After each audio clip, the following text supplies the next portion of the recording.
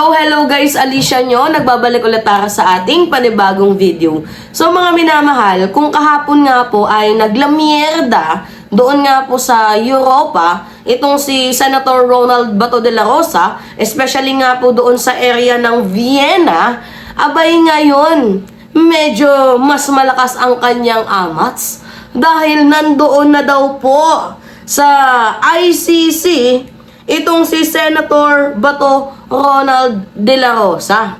Ngayon ang tanong, isusuko mo ba ang sarili mo? Or mismong ikaw na ang magsusurrendered sa sarili mo? Tanong lamang po. Or else, baka malay nga naman natin na gusto niya lang talagang bisitahin ang kanyang patron, ang kanyang amo, na si former President Rodrigo Roa Duterte. So ngayon, ito yung balita mga minamahal. Senator Bato nasa The Hague para bisitahin si Digong.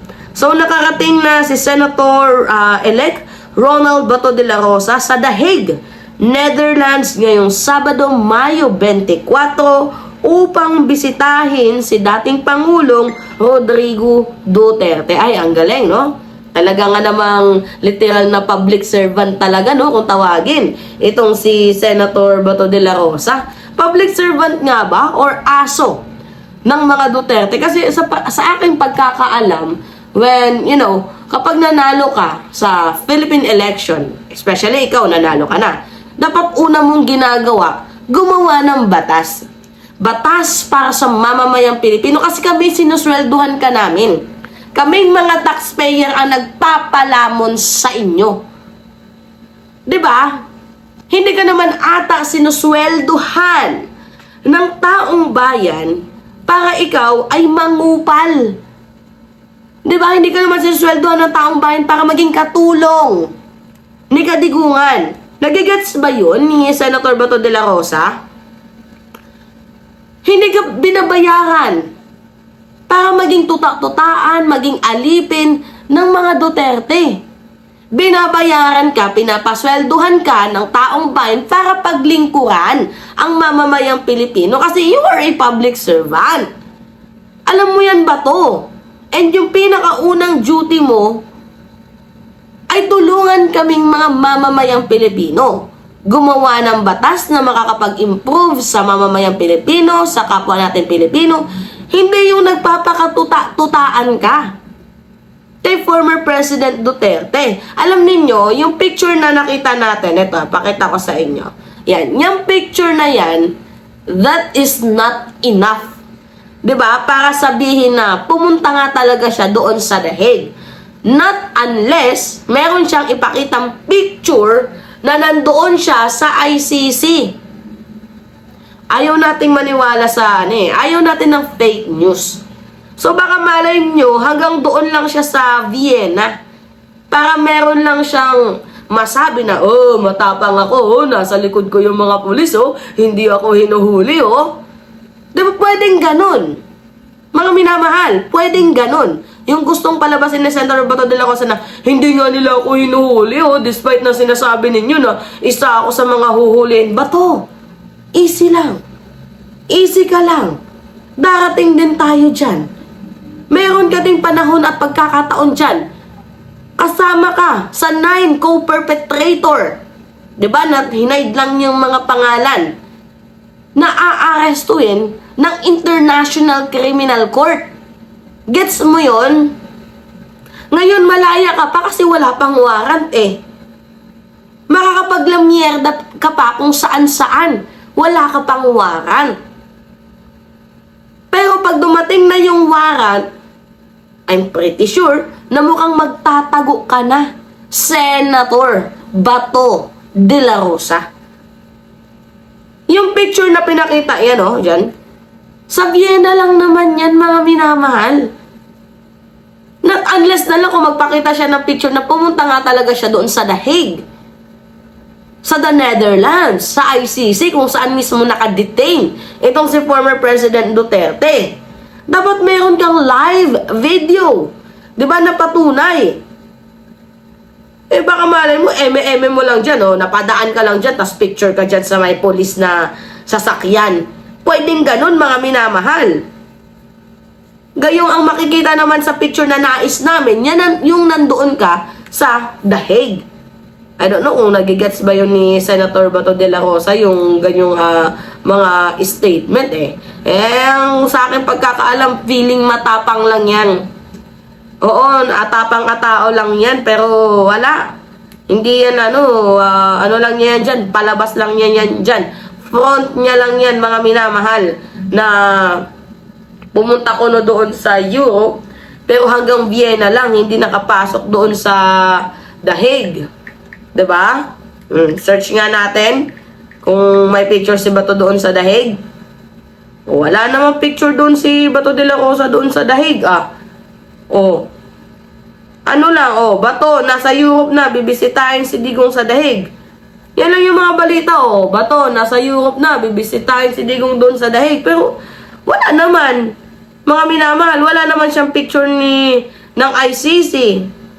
Diba? Sabi nga ng tao, wow, good job dyan, Bato. Nagkusa ka ng sumuko. Yan, siguro masasabi nating matapang itong si Bato de la Rosa. Kaya nga sana huwag ka nang umuwi Diba? Nagtataka lang din talaga ako, mga minamahal. Bakit pa nila pinupuntahan itong si former President Duterte? Di ba may abogado naman si Digong para sa kanyang kaso? Diyan nga po sa crimes against humanity. Ano yung ginamit mong pamasahe dyan, Bato? Tanong lang, pera na naman ba ng taong bayan?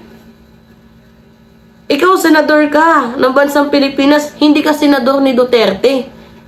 Tandaan mo yan, Senator Ronald Bato de la Rosa.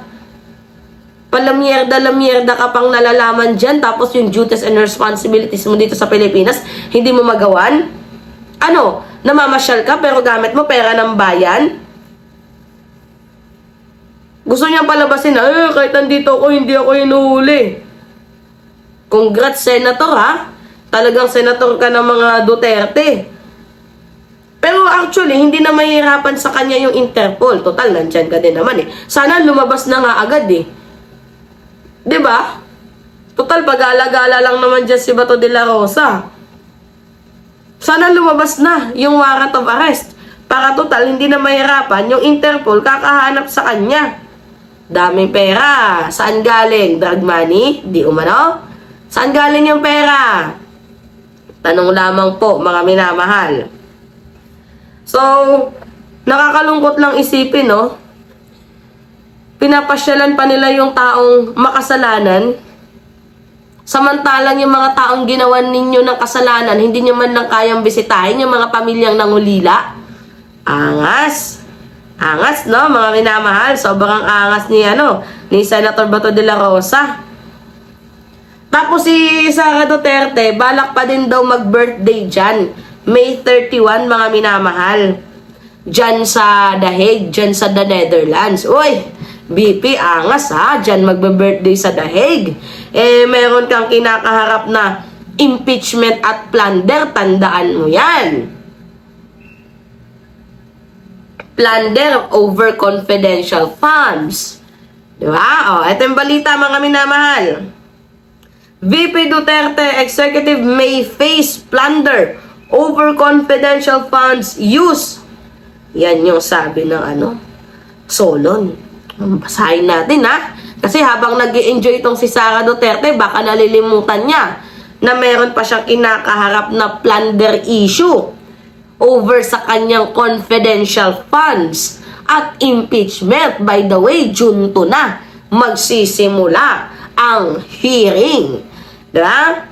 A member of the House Good Government and the Public Accountability Committee said Vice President Sara Duterte and several officials of the Department of Education, which she formerly headed, may face plunder complaint over the alleged unlawful disbursement of 612 million worth of confidential funds. Oy, tanong ko nga lang, yung pamasahe ba na ginagamit ni Sara Duterte pagpunta sa ibang bansa, pera ba yan ng taong bayan? Tanong lang po. Kasi nakakahiya naman. Parang halos kada buwan, lumilipad ka ng The Hague. Lumilipad ka ng ibang bansa. Pero ang pinakatanong dito, mga minamahal, pera niya ba ang ginagamit or pera ng taong bayan? Tanong lang po. So, Batangas Representative Gervil Luisto made the observation during the conclusion of the panel probe on the confidential funds use of the OVP and the Department of Education under Vice President Duterte. Ultimately, Mr. Chair, this is about the crime of plunder, violation of the plunder law under Republic Act 7080. Ang basis po natin ay lahat ng mga nakalap na impormasyon patungkol sa paggasta di umano ng Office of the Vice President ng Department of Education ng confidential funds sa ilalim ng pamumuno ng ating Vice President. Wala pong naipakitang ebidensya kung saan ito totoong napunta. Kaya kailangan magpaliwanag diyan ang ating Vice Presidente. 'Di ba? So, acknowledgement receipt na nga lang yung kailangan, abay hindi pa natugunan ng maayos. Meron pa nga nung isang araw, Marian Rivera, may joke no pa. Pakaangas. Talaga nga ng mga ating Vice Presidente, sobrang Latina. Hanga din ako, mga minamahal sa ating VP. Talaga nga namang literal na walang kinikilingan. Pera lang ng taong bayan ang pinoprotektahan. Alright? So yun po mga minamahal, pengi lang po ko ng comments ninyo, likes and share, and also don't forget to click the subscribe and hit notification bell mga minamahal for more update. Yun lamang po, ingat mga kababayan.